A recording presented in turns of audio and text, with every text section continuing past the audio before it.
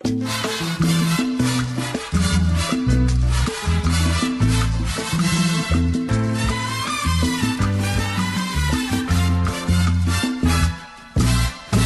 noches a nuestra audiencia de la Mesa Redonda, espacio de la Agencia Informativa Prensa Comunitaria Continental, espacio no solo informativo, sino de debate, de análisis y sobre todo de conjunción de ideas del movimiento social en torno a la coyuntura política actual que se ciñe en nuestro país o que está presente en nuestro país, en la región y en el mundo. El tema que hoy nos compete es un tema que ha estado mucho en boga esta semana.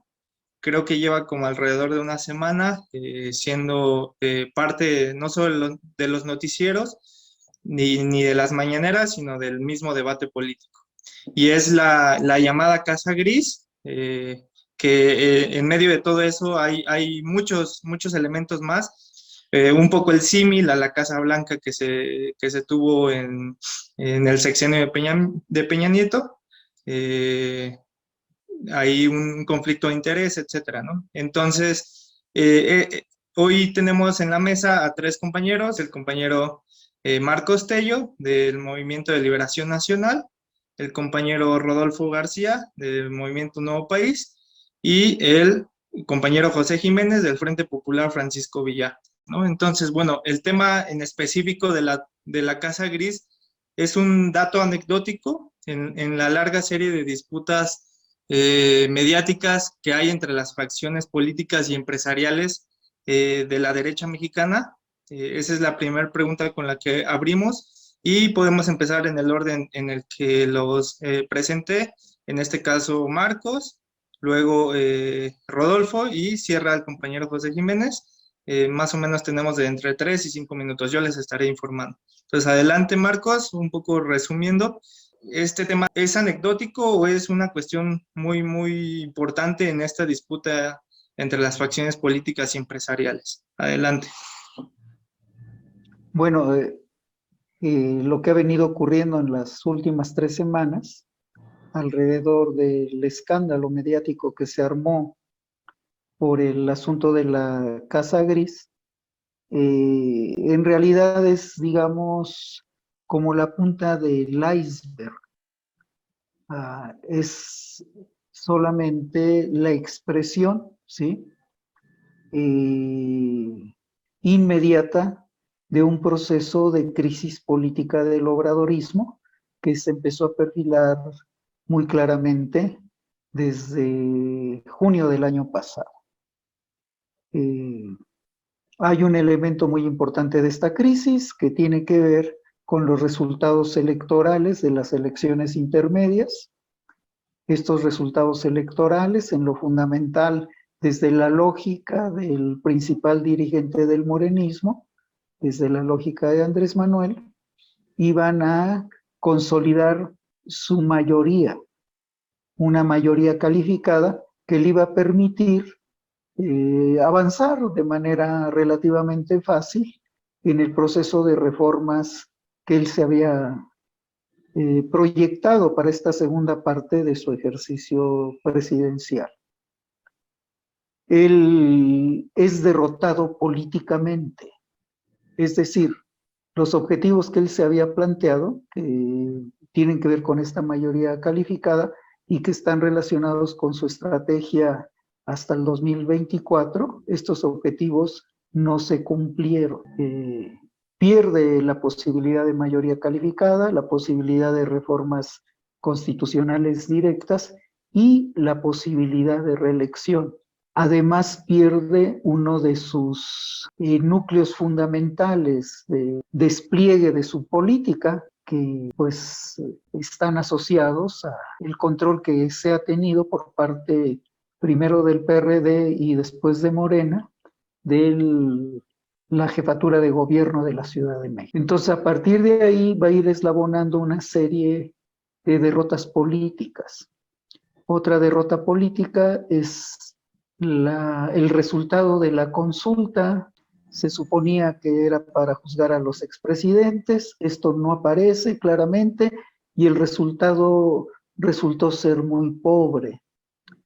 Junto con esto, todo su proyecto que tenía que ver con eslabonar el proceso electoral, la consulta por la revocación, perdón, para juzgar a los expresidentes, todo su proyecto de ligar esto con la consulta que se va a realizar el 10 de abril, no tuvo la continuidad que él deseaba. Esto se va a empalmar con este proceso de la Casa Gris, pero en realidad hay otros elementos que podríamos llamar estructurales. Uno tiene que ver con el desfiguramiento, la desarticulación del bloque social que llevó a Andrés Manuel López Obrador a la presidencia. Andrés Manuel lo lleva a un bloque social que de alguna u otra manera coincide en su hartazgo, ¿sí? Por los resultados, por las consecuencias políticas que se fueron registrando durante los gobiernos del PAN y del PRI. Hay un hartazgo que lleva a una masa a votar. Esta masa es una masa disímbola que articula sectores de la burguesía, a sectores de las llamadas clases medias y a sectores populares. Andrés Manuel y los analistas se ufanaban de que en esta ocasión, 2018, votó la gente de las capas medias por la opción del cambio que representaba Andrés Manuel. Votó en mayor medida que los grupos populares. Esta alianza ha sido golpeada incluso por las actitudes, por los dichos, por la forma en que Andrés Manuel se ha comportado frente a las clases medias, a las que ha llamado aspiracionales, fifís, clases medias de las que él forma parte, junto a su familia y sus principales allegados. Entonces ahí hay una ruptura de ese bloque que también se refleja en el agotamiento o en la falta de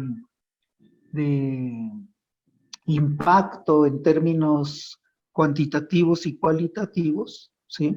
De sus políticas de asistencia social, de sus bonos de asistencia que han ocupado un lugar central en todo este diseño electoral que tiene todavía para el 2024.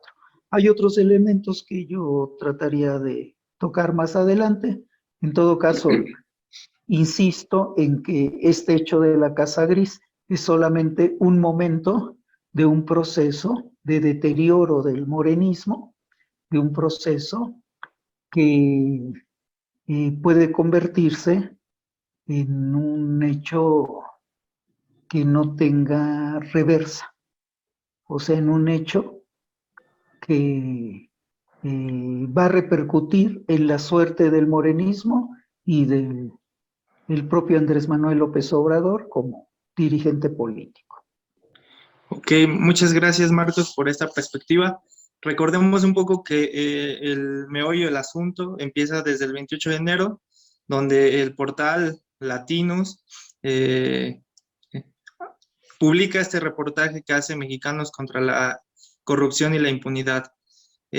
Ante estos hechos, bueno, descubren, por decirlo de alguna forma, que uno de los hijos de Andrés Manuel y su pareja han estado viviendo desde 2019 en Houston, en una propiedad de Baker Hughes, que hasta ahí podría ser que no tiene relevancia, hasta que hay una relación entre esta empresa, este ejecutivo de Baker Hughes y Petróleos Mexicanos. Ante este hecho, Rodolfo, ahora vamos contigo. ¿Cómo podrías definir esta disputa mediática entre estas facciones políticas y empresariales? Pues creo que el hecho de lo que se ha llamado la Casa Gris tiene que ver con una estrategia que el gobierno federal, o específicamente la figura del presidente, desplegó desde el primer día de su proceso de mandato, ¿no? Que fue esta idea de presentarse a las mañaneras como un mecanismo para informar supuestamente a la población lo que hacía el gobierno federal. Sin embargo, lo que se ha venido discutiendo desde hace mucho tiempo es que estas mañaneras sirven o le han servido al presidente como un escaparate para presentar o para propagandizar su propuesta política y de alguna manera dictar la agenda política del país. Esta idea se venía sosteniendo sobre algunas cuestiones o esperanzas que estaban fundadas en algún sector de la gente de lo que simbólicamente representaban, ¿no? Y parte del discurso que una y otra vez ha dicho, como el combate a la corrupción, el no ser lo mismo, el no ser igual. Y el hecho de la Casa Gris abre una discusión que supuestamente combate el actual gobierno, ¿no? Entre ellos el conflicto de interés. Como se le ha dado tratamiento a esta discusión, se pone en un mecanismo maniqueo de buenos contra malos, ¿no? De los empresarios malos contra el buen gobierno. Sin embargo, lo que no queda claro y lo que se abre, ¿no? como discusión es si efectivamente el hecho revela un conflicto de interés sobre la base de los documentos. Parte de lo que se ha dicho para descalificar la investigación de Latin News es que no tiene rigor periodístico. La discusión de fondo es que en ocasiones tampoco hay rigor por parte del gobierno federal. Es decir, frente al hecho de la Casa Gris, vemos cómo está implicado el hijo de López Obrador con alguien que trabaja en Baker Hughes, específicamente Kate Schelling, y que por lo menos te daría la posibilidad de un aparente conflicto de interés. Y conforme se van revelando cosas, se abren nuevas preguntas. Se dice que el hijo de Andrés Manuel trabaja para Daniel Chávez, ¿no? Quien es empresario honorífico en el proceso de la construcción del Tren Maya, y que de alguna manera vuelve a abrir la discusión de, bueno, ¿por qué hay esta relación laboral? ¿Cómo surge? ¿Por qué está implicado el hijo del presidente? ¿Eso revela o eso determina la asignación de contratos? Abre también la discusión sobre cuál es el contrato que presentaron o que realizaron el hijo del presidente para rentar la casa Kate Schilling. Estas discusiones son las que de fondo ponen al centro para poder revelar si efectivamente hay o no conflictos de interés. Como se ha manejado al final, es una discusión en la que todos están contra mí, todos tratan de descalificarme, pero no presentan las pruebas de que efectivamente no hay un conflicto de interés. Creo que una última idea sobre esta misma cosa, o sobre este mismo caso de la Casa Gris, tiene que ver con que el hecho por sí mismo de alguna manera golpea la poca legitimidad que tenía el gobierno bajo la lógica de no ser lo mismo. Y conforme van respondiendo a las preguntas que se abren de este posible conflicto de interés, abren más preguntas que no logran aclarar. Creo que en el fondo este hecho que es la Casa Gris abre un debate sobre cómo está constituida la 4T, bajo un discurso que una y otra vez decían que no eran lo mismo, que no gobernaban de la misma forma, pero que una y otra vez vemos que los empresarios de siempre y los políticos de siempre siguen por lo menos en la estructura, ¿no?, del gobierno y de las asignaciones presupuestales a nivel nacional. Muchas gracias, Rodolfo. Esta parte última que mencionas creo que es importante, voy a rescatarla rumbo a la participación de José. Es qué facción representa, qué facción política y empresarial representa la encabezada por la llamada 4T a nombre de Andrés Manuel, ¿no? Ante esta otra facción que pareciera que es una derecha liberal, a veces conservadora, etcétera, ¿no? Está un poco difuso. Allí no se presta claro, ¿no? Y más cuando hay acusaciones de bote pronto, de que todo quien critique es de la derecha, ¿no? Entonces, adelante, José, te doy la palabra.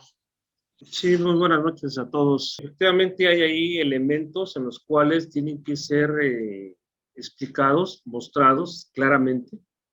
sino como bien señalaba hace un momento, una cosa lleva a otra y en lugar de generar claridad, bueno, pues va generando una situación mucho más espesa. Ciertamente hay elementos en los cuales, si el elemento central está en el sentido del señalamiento de conflicto de interés, esto, bueno, pues tiene que ser muy claramente explicado. Vamos ahí, quizás sea un plano específicamente jurídico, en ese plano de conflicto de intereses, pero también está en el sentido de lo que es la presencia política, y evidentemente con todos los elementos que ahí se señalan.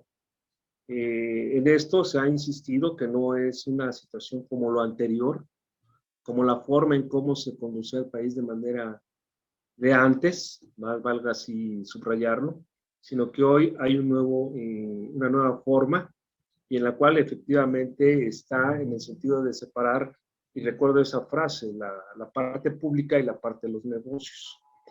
Incluso en los medios se han mostrado, y esto ocupando un espacio muy amplio, en imágenes y también en argumentos, elementos.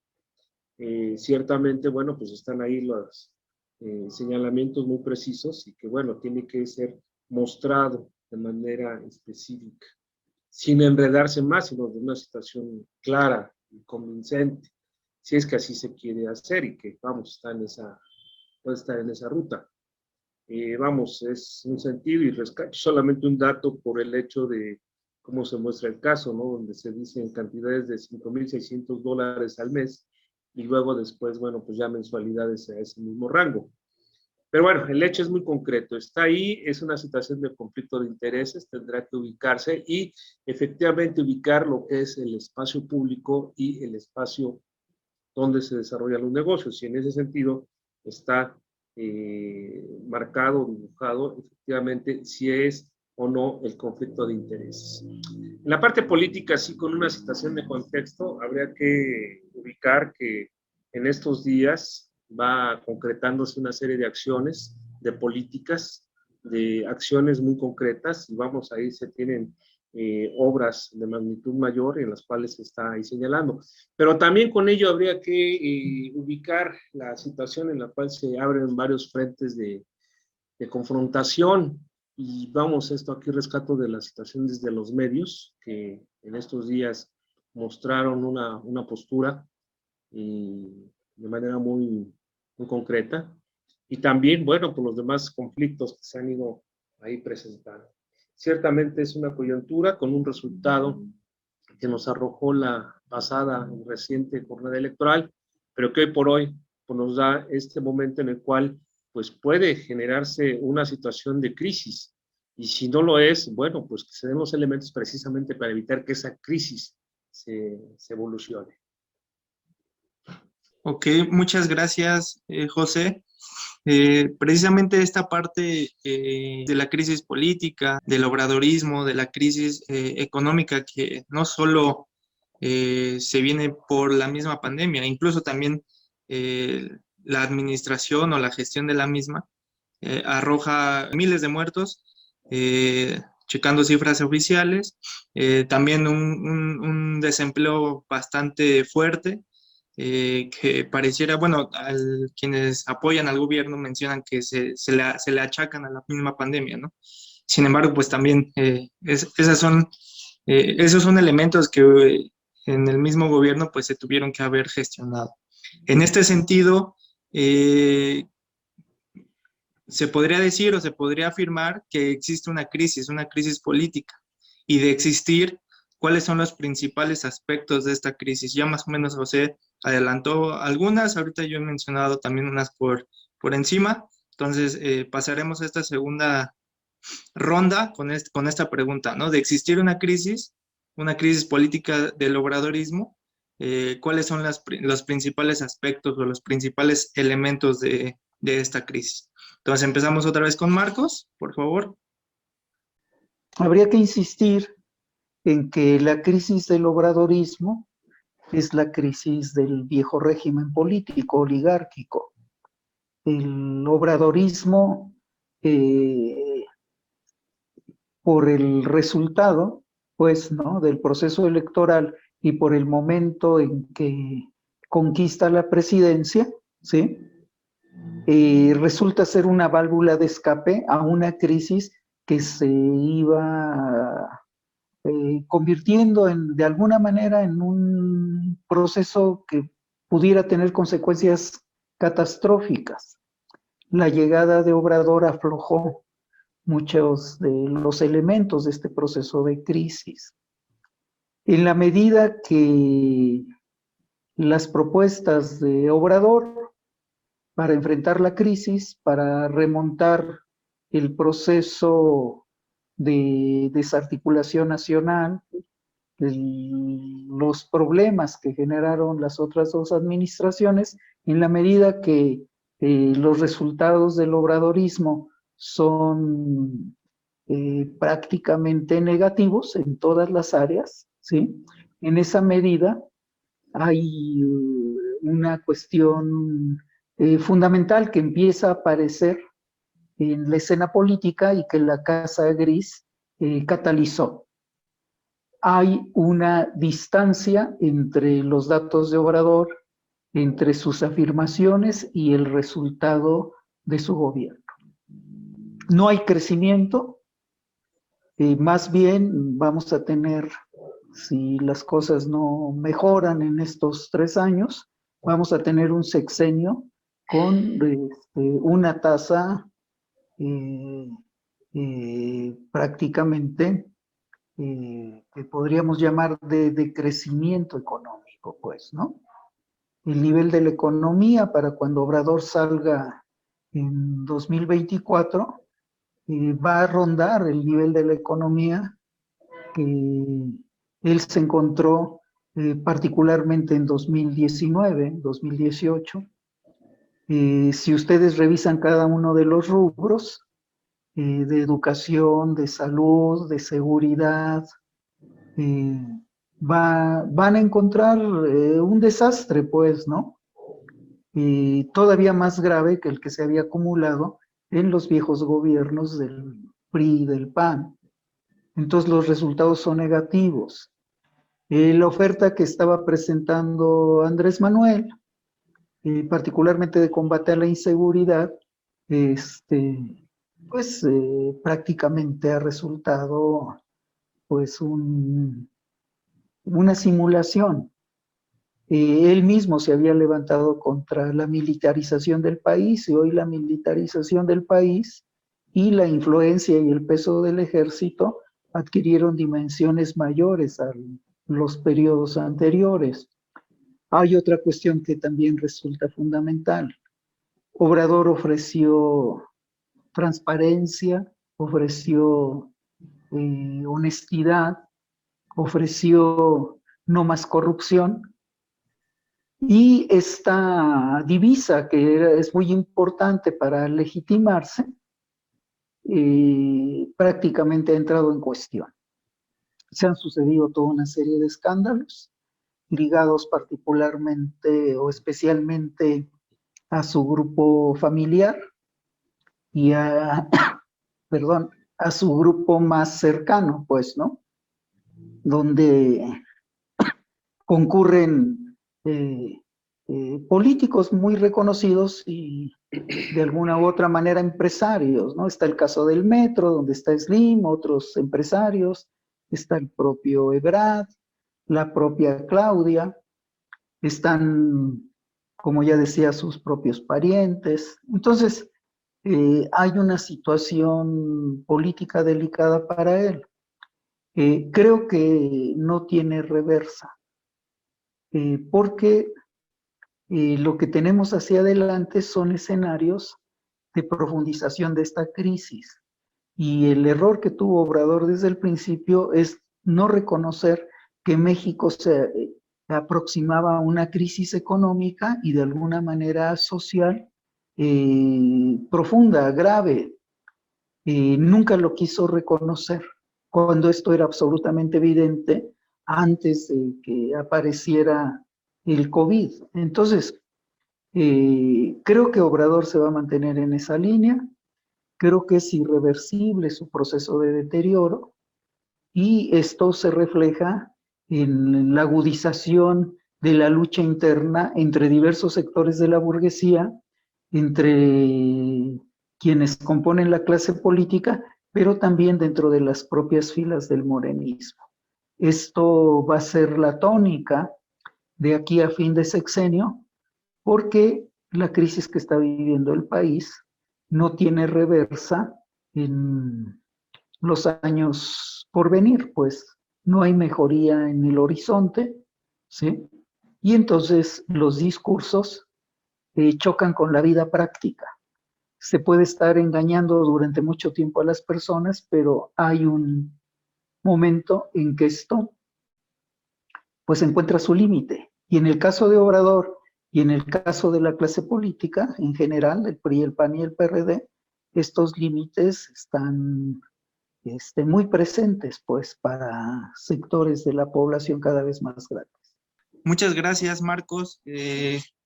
Precisamente, pues estos elementos que mencionas, aunado a otros tantos, la propia ratificación del TEMEC, la propia reforma eléctrica, la crisis que se está viviendo en Chiapas, en Guerrero, en Oaxaca, hacia el norte también, de inseguridad, los altos índices de desempleo, las muertes por COVID, y por digamos, la mínima atención médica que hay, el deterioro de los propios derechos sociales, hacen no solo ver, sino afirmar que en realidad hay una crisis, ¿no?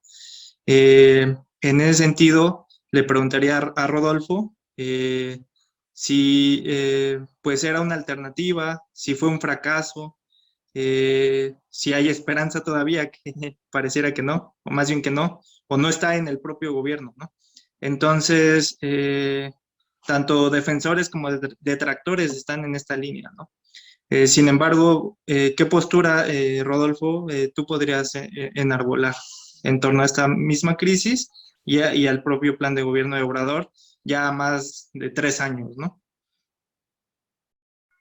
Yo considero que hay una crisis del obradorismo con todos estos elementos que ya explicaba Marcos, ¿no? Que tiene que ver con sus objetivos planteados y los logros sobre ellos, que de alguna manera se reflejan no solo en esto que decía Marcos, ¿no?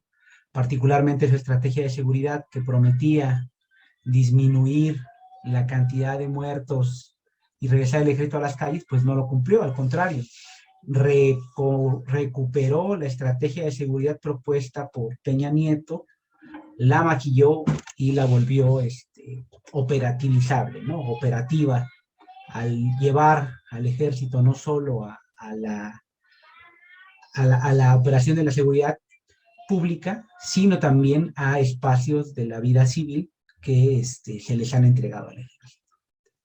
Pero creo que también hay una crisis de los obradoristas, es decir, un grueso de organizaciones y movimientos sociales que con esta idea de la esperanza apostaron a un gobierno que nunca se ha pronunciado a decir que es de izquierda, que hablaba o reivindicaba la soberanía nacional, pero fue a firmar o ratificar el Tratado de Libre Comercio con Estados Unidos frente a una estrategia agresiva que tenía Donald Trump en ese momento y que le cedió marcos y mecanismos de seguridad económica para las empresas estadounidenses, y entonces pone en tela de juicio por lo menos la noción de soberanía nacional que tiene. Otra parte tiene que ver también con esta idea que Andrés Manuel o en su proyecto de nación hablaban de la garantía de los derechos humanos, y vemos cómo de facto se ha vuelto el tercer país seguro para operar la seguridad nacional estadounidense, y vemos cómo se han reforzado, ¿no?, las medidas de contención de migrantes en todo el país, ¿no? Es evidente cuando uno recorre las carreteras de México, ver cuántos puntos de revisión hay por parte del Instituto Nacional de Migración, y bueno, lo que vimos hace unos meses como mecanismos de dispersión para los migrantes, ¿no?, donde el uso de la fuerza pública de manera sobrepasada, una y otra vez está presente, donde las redes de tráfico de personas se han revelado frente a actos o tragedias como la muerte de los migrantes tras el choque de un tráiler.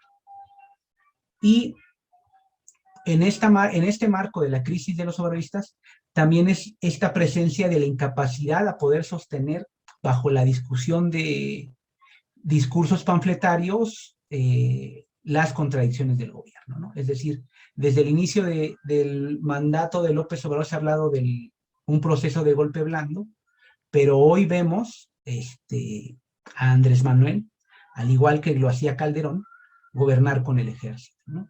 Eso por lo menos te deja ver que hay una fuerte incidencia del ejército en el gobierno mexicano y que no se sienten incómodos con la forma en que gobierna Andrés Manuel. Vemos también a las contradicciones que hay en esta idea de la austeridad, en esta idea de mejor gasto público, pero ya no puede sostenerse la idea de la autoridad frente a una política social que, pese a que podría discutirse cómo se ha ejercido, sí se ha achicado la bolsa de políticas públicas y sociales para la población y cómo éstas efectivamente contribuyen a objetivos que se planteaba el propio obradorismo, ¿no?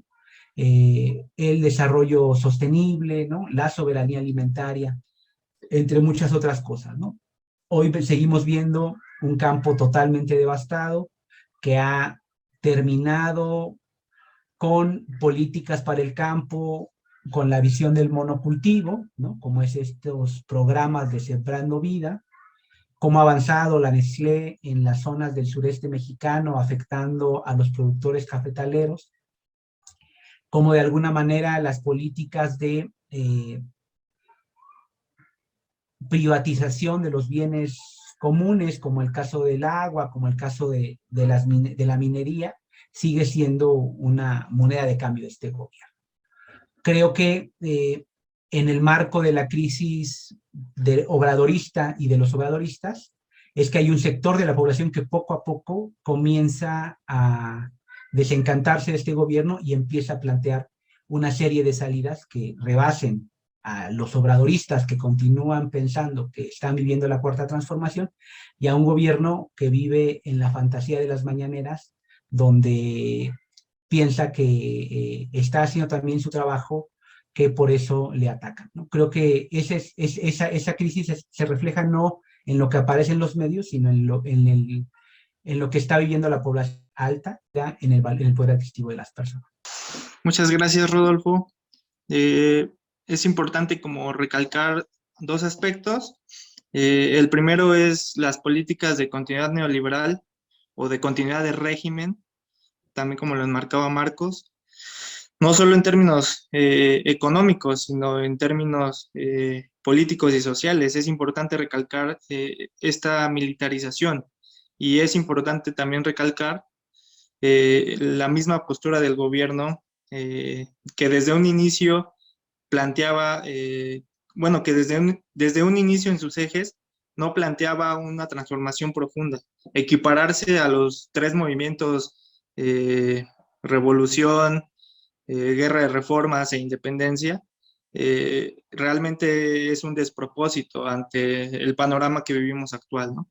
Entonces, en ese sentido, le haría la misma pregunta al compañero José Jiménez, que si tú considerarías que hay una crisis política del obradorismo y de existir, ¿cuáles serían sus principales aspectos?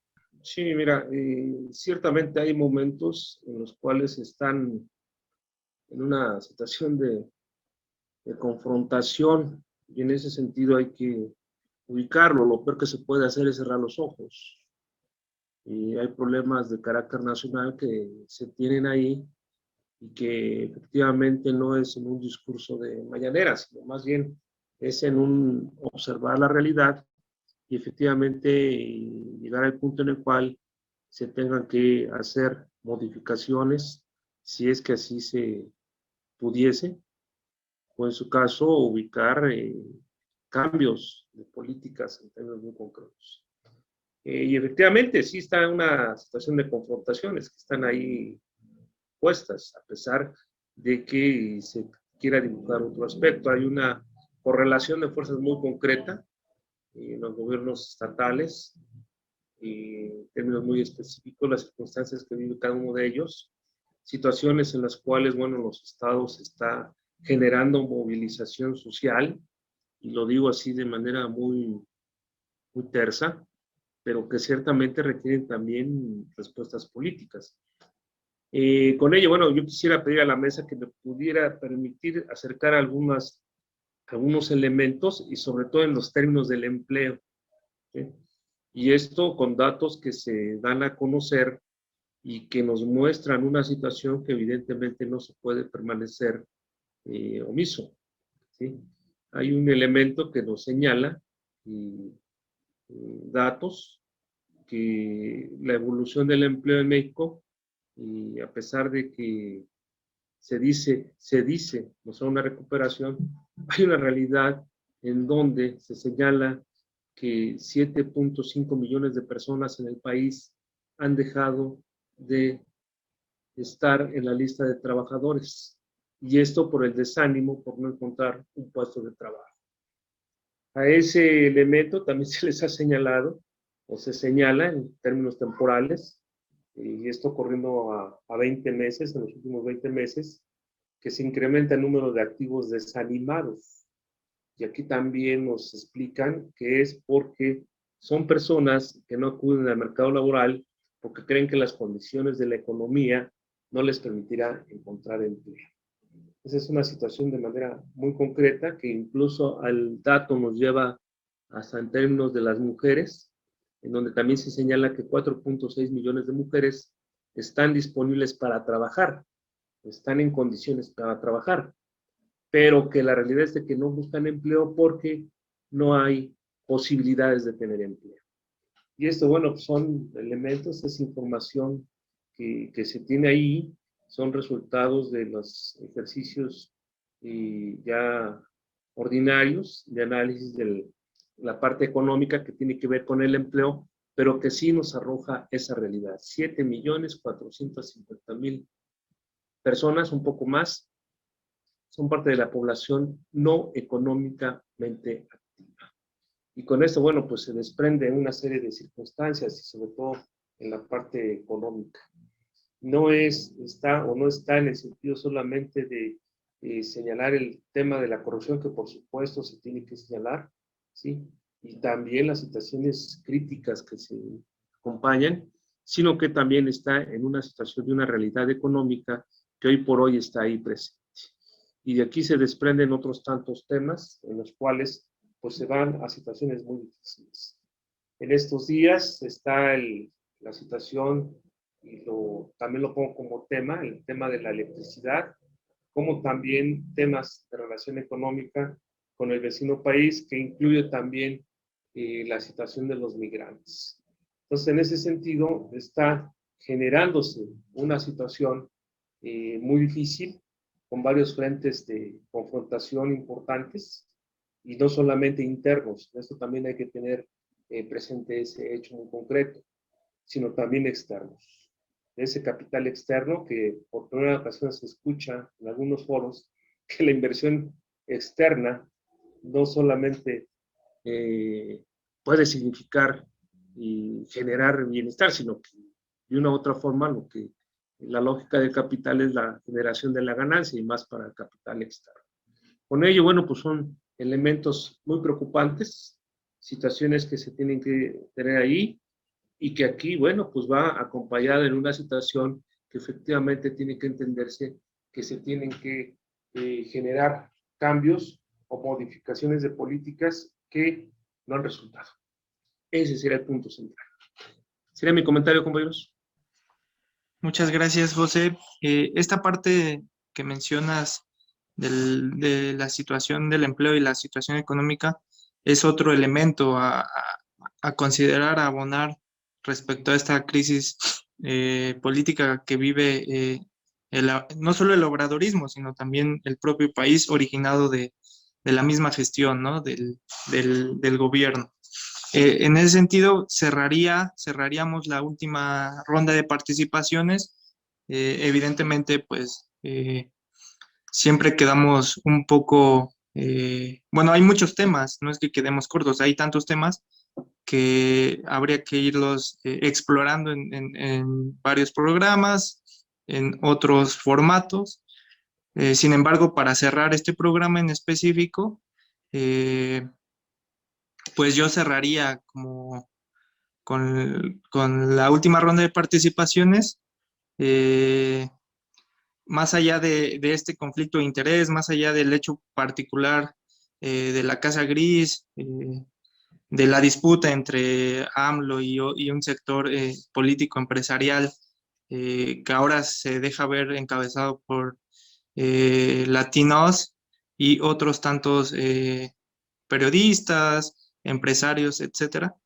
Más allá de este conflicto, ¿qué es importante? O más bien, asumiendo este conflicto, ¿qué panorama hay rumbo a 2024 y qué alternativas o qué posturas desde el propio movimiento social podemos tener, ¿no?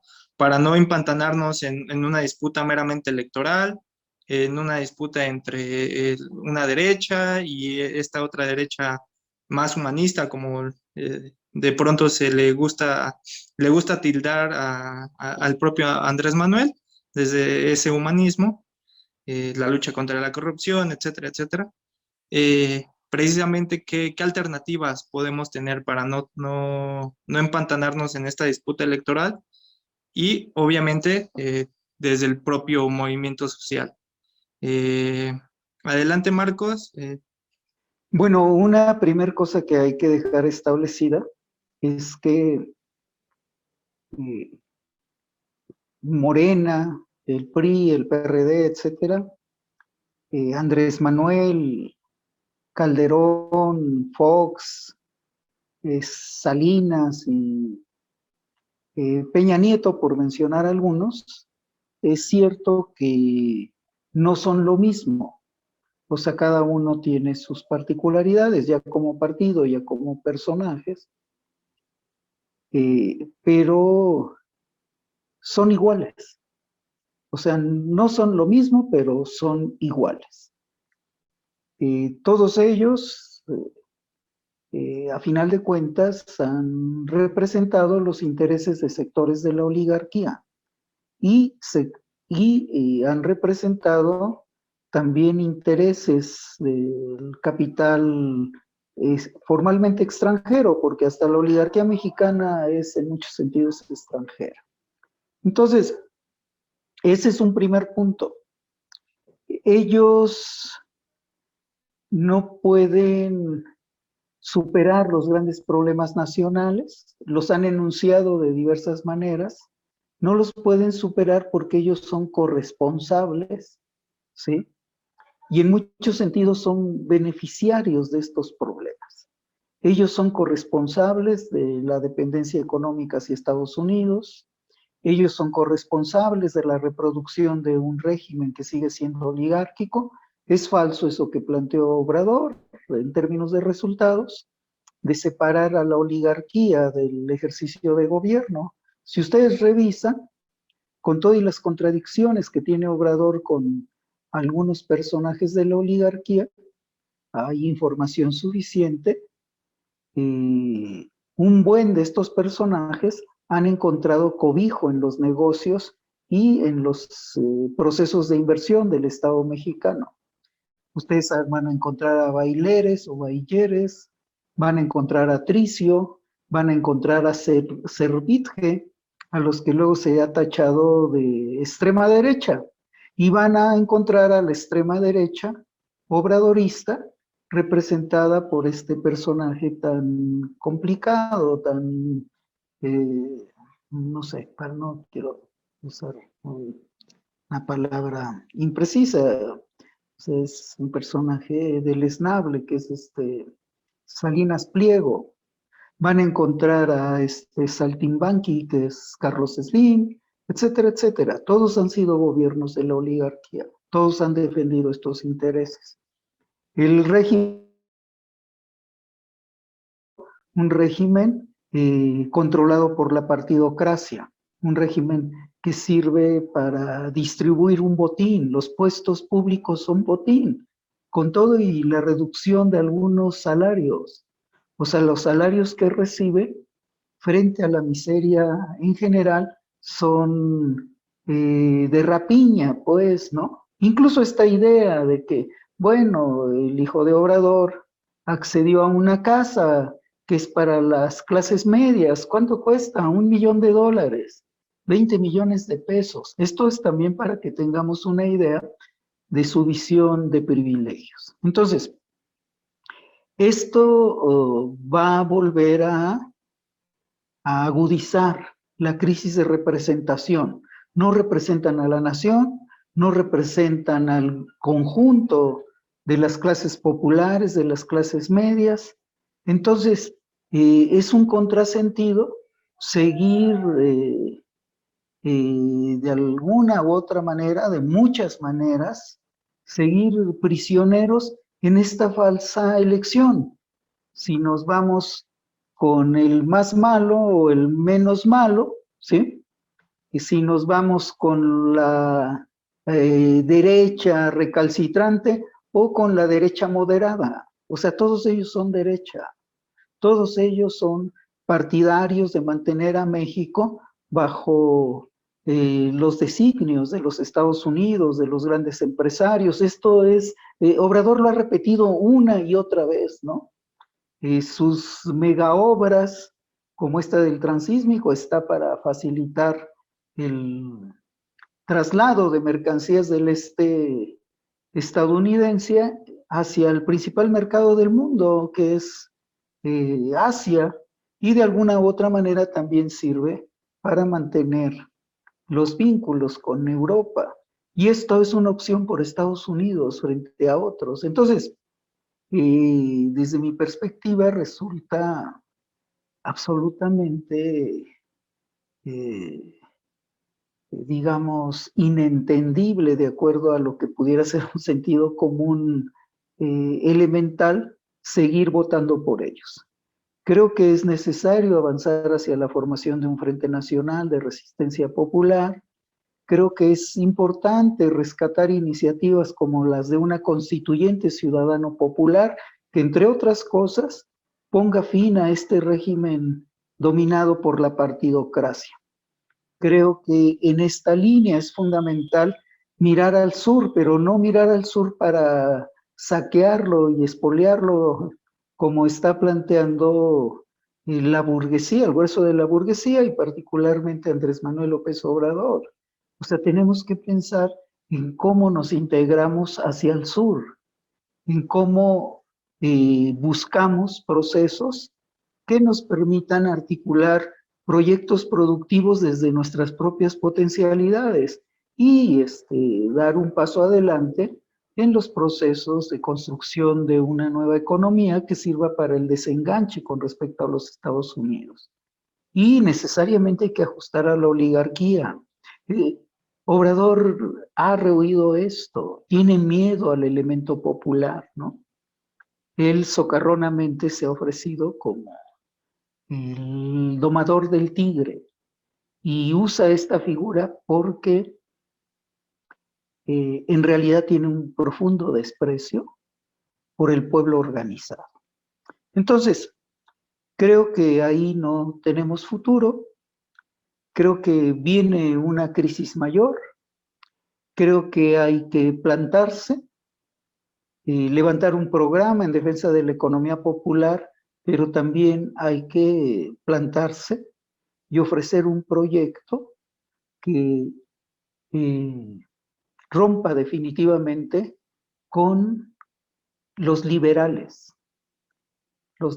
que una vez fueron monárquicos, los liberales que una vez fueron republicanos y los liberales que hoy, tanto obradoristas como panistas, priistas, etcétera, etcétera, son todos conservadores. Ellos son los conservadores de los grandes privilegios, los conservadores de esta situación de indignidad nacional que nos tiene sujetos a un imperio decadente, a un imperio violento, un imperio que no tiene límites para ejercer la destrucción, la opresión, como lo ha demostrado hacia los mexicanos, como lo demuestra todos los días con estas políticas de seguridad que son políticas de seguridad para los grandes empresarios. En una línea política importante, ¿no? Que habría que rescatar, ¿no? Ante el vaivén de los gobiernos estabilizadores, como se les llamó a los gobiernos post-revolucionarios y posteriormente a la crisis que surgió y que incluso el mismo neoliberalismo no ha sido capaz de sortear. Pareciera que la respuesta no solo en México, sino también en la región, es volver a estos gobiernos gestionarios o monopolios del Estado, ¿no? Donde ellos regulan, donde ellos le dan salida a la misma crisis, pero que ya vimos que no están así, ¿no? Entonces, esta parte importante de la organización popular, de la organización desde la base del pueblo organizado, en torno a un frente nacional, es importante no solo rescatarla, sino seguirle dando contenido.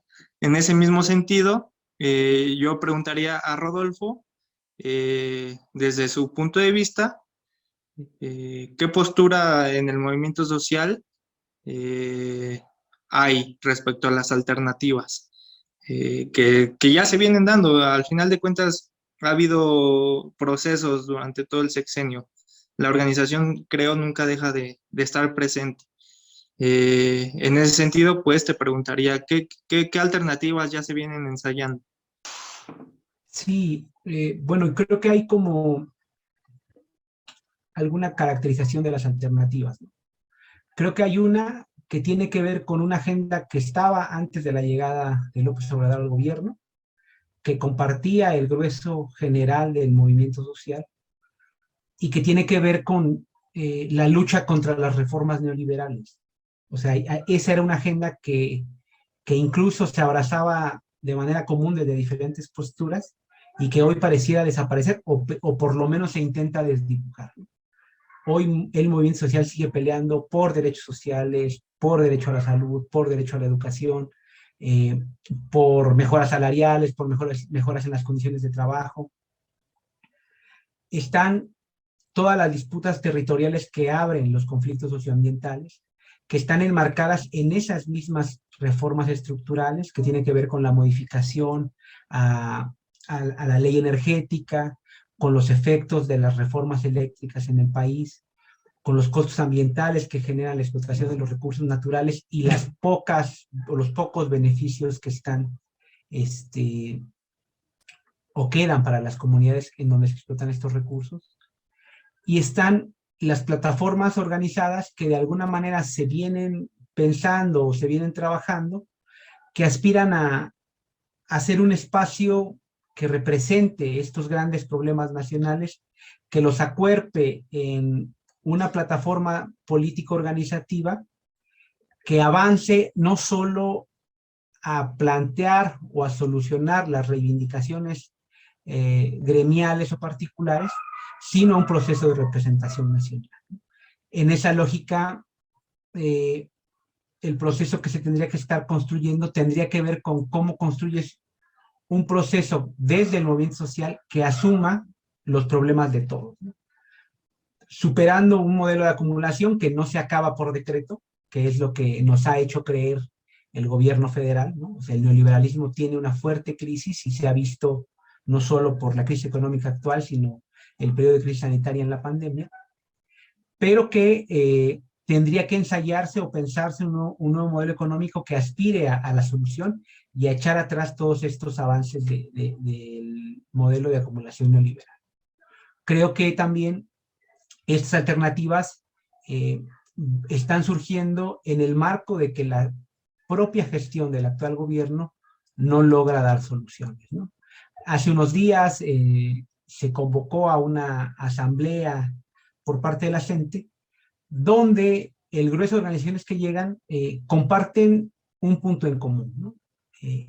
el actual gobierno no es suficiente para entender los problemas nacionales, no logra y a veces no le interesa mucho la interlocución con ellos, con los movimientos sociales, y es necesario rebasar esta idea en la que nos ha puesto el gobierno federal de que cualquier movilización que critique la gestión actual es una movilización que apoya a la derecha, ¿no? Es evidente que estamos en medio de un conflicto entre la oligarquía, entre la que representa López Obrador y la que representa la supuesta oposición del PRI y del PAN, y en medio el grueso de la población y los problemas de la nación están quedando fuera, ¿no? Y creo que estos ensayos o esta idea de construir salidas del movimiento social tienen que ver con dejar de supeditar nuestra agenda a los procesos electorales y a la visión que tienen de Estado la actual clase política. Bueno, cerramos este programa, cerramos esta parte con la última participación. El compañero José Jiménez, por favor, tu participación final, y te repito, la pregunta es, ¿qué postura desde el movimiento social, qué alternativa o alternativas se vienen ensayando? ¿Qué posturas hay desde el movimiento social ante este panorama y lo que se aproxima? ¿Y qué alternativas desde tu propia experiencia, participación, etcétera, se vienen ensayando? Adelante, José. Sí, gracias. Bueno, muy puntual también en estos momentos, y a razón de esa pregunta que tú arrojas, lo señalo con una situación muy concreta: la movilización. Tenemos que movilizarnos, evidentemente ser creativos en la forma de la movilización. Y también con ello veo que nos encaminamos a un episodio de una disputa por la nación, en que el movimiento social debe demandar respuestas a lo que ya se muestra como reclamos, y esto de manera a veces difícil, pero que está ahí. Al no encontrar respuestas, pues evidentemente va adquiriendo otra dimensión. Respuestas en que se debe estructurar un auténtico programa de izquierda, y que evidentemente debe ir empujando más hacia ese costado, en donde se superen las políticas neoliberales de manera auténtica, esto de manera muy específica, pero también que se dé un cambio a la supremacía del capital, el mercado, las privatizaciones, la oligarquía, porque ciertamente el neoliberalismo no se le da su fin por decreto, sino son procesos que tenemos que estar ubicando de manera muy específica. Y en síntesis, y esto vamos, otros momentos nos han mostrado lecciones, y aquí hay que retomar esas experiencias, en donde se construye un proyecto efectivamente más social, más hacia los trabajadores del campo y la ciudad, y donde dé respuestas históricas, donde efectivamente se vaya a la posibilidad, y muy concretamente, porque las condiciones están generando, a la construcción de un nuevo constituyente, en donde se exprese un auténtico proyecto de transformación nacional, con un proyecto nacional. ¿Sería esa mi intervención, compañeros? Muchas gracias a todos los participantes. Pues con esto damos cerrada esta sesión de la mesa redonda, recordándoles que hoy vimos el conflicto de la Casa Gris, de la llamada Casa Gris, a lo largo de los días venideros. Hoy, por ejemplo, se ha sacado un documento en donde se presenta que fue regular este arrendamiento, pues, de la casa en Houston, ¿no? A nombre de Caroline Adams. La jornada presenta este documento que desmiente la campaña, ¿no? Seguramente a lo largo de la semana, mañana mismo, habrá respuestas y réplicas, etcétera. Seguimos en comunicación. creo que es importante darle seguimiento a las cuestiones particulares de la coyuntura y ampliarlas hacia este análisis que se hace y sobre todo hacia una cuestión práctica, a una cuestión de actividad política. Cerramos con esta última parte que también mencionaba José, de caminar hacia un proceso de nueva constituyente que sea verdaderamente, se emane desde las clases populares, desde el sector organizado del pueblo, trabajadores, trabajadoras, docentes, etcétera, ¿no? Del campo de la ciudad, etcétera, ¿no?